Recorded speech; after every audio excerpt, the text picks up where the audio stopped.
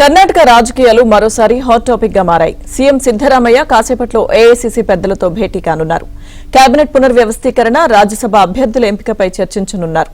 ఈ సమావేశంలో సీఎం మార్పు అంశం చర్చకు వస్తుందని ప్రచారం జరుగుతోంది. దీంతో కర్ణాటకలో ముఖ్యమంత్రి పదవి మార్పు అంశంపై మరోసారి ఊహాగానాలు ఊపందుకున్నాయి.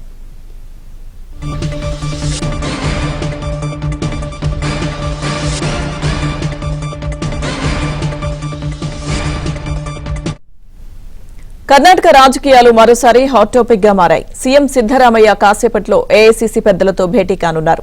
కేబినెట్ పునర్వ్యవస్థీకరణ, రాజ్యసభ అభ్యర్థుల ఎంపికపై చర్చించనున్నారు.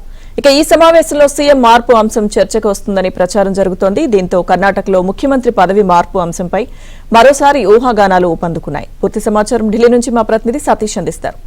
సతీష్, లక్ష్మీ దుర్గ, కర్ణాటక రాజకీయాల్లో పూర్తిగా కాంగ్రెస్ పార్టీలో అనిశ్చితి నెలకొందని చెప్పాల్సి ఉంటుంది. నేతల మధ్య కుర్చీ గోల కొంత ఎక్కువైందని చెప్పాల్సి ఉంటుంది. కర్ణాటక సీఎం గా ఉన్న సిద్దరామయ్యను ప్రస్తుతం తప్పించి తనకు ముఖ్యమంత్రి పదవి ఇవ్వాల్సిందిగా కూడా డీకే శివకుమార్ అధిష్టానం పైన ఒత్తిడి తీసుకొస్తున్నారు. గతంలో ఇచ్చిన హామీ మేరకే తాను అడుగుతున్నానంటూ కూడా చెప్పకనే చెప్తున్న పరిస్థితి నెలకొంది. మరోవైపు కాంగ్రెస్ అధిష్టానం కూడా ఈ అంశం పైన సీరియస్ గా ఉంది. గతంలో కూడా ఇలాంటి అంశాలు చర్చ సందర్భంలో పార్టీ అధిష్టానం నేరుగా పిలిచి మాట్లాడిన సందర్భం, అనంతరం జరిగిన పరిణామాలు కూడా ప్రస్తుతం చేశాం. కానీ తాజాగా ఈ రోజు ఇద్దరు నేతలతో పాటు కీలకంగా ఉన్న మంత్రులు సైతం కూడా ఢిల్లీ పిలిపించారు. మరి కాసేపట్లో ఏఐసీసీ అధ్యక్షుడు మల్లికార్జున ఖర్గే, అదేవిధంగా AICC general secretary KC Venugopal తో పాటు కీలక సమావేశం కాబోతుంది. ఇప్పటికే ఢిల్లీకి సీఎం సిద్దరామయ్య, అదేవిధంగా హోంమంత్రి పరమేశ్వరన్ తో పాటు డీకే శివకుమార్ సైతం కూడా ఢిల్లీకి చేరుకున్నారు. మరికొంతమంది కీలక నేతలతో కూడా ప్రస్తుతం ఢిల్లీకి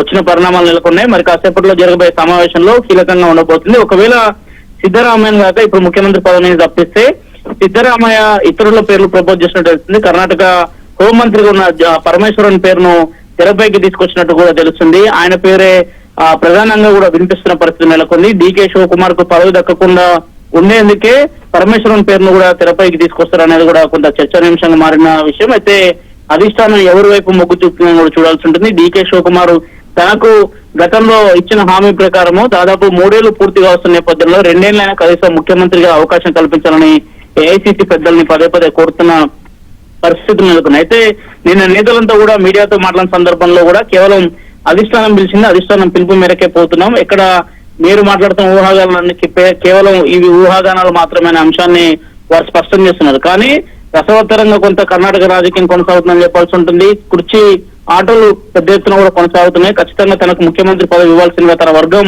ఇప్పటికే సంబంధించిన ఎమ్మెల్యేలను కూడా గతంలో ఢిల్లీకి పంపించారు డీకే శివకుమార్. వారందరితో కూడా అధిష్టానంతో భేటీ అయిన సందర్భాలు చూస్తాము. తాజాగా మరోవైపు కేబినెట్ కు సంబంధించిన అంశాలు నిన్ననే కొన్ని శాఖలను తన దగ్గరనే ఉంచుకుంటూ, ఇంటెలిజెన్స్ కావచ్చు, పురపాలక శాఖ కావచ్చు, కొన్ని శాఖలను సిద్దరామయ్య దగ్గర ఉంచుకుంటూ ఇతర శాఖలను వేరే వారికి అప్పచెప్తూ కూడా ఒక జీవో రిలీజ్ చేశారు.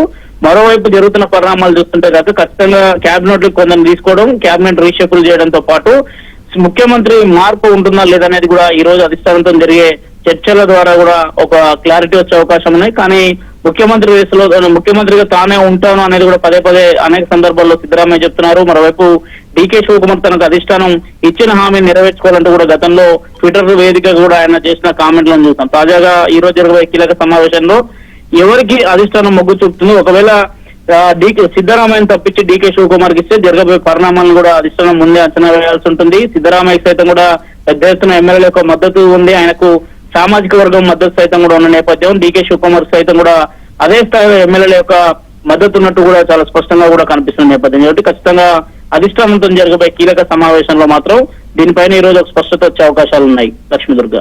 Okay Satish, thank you.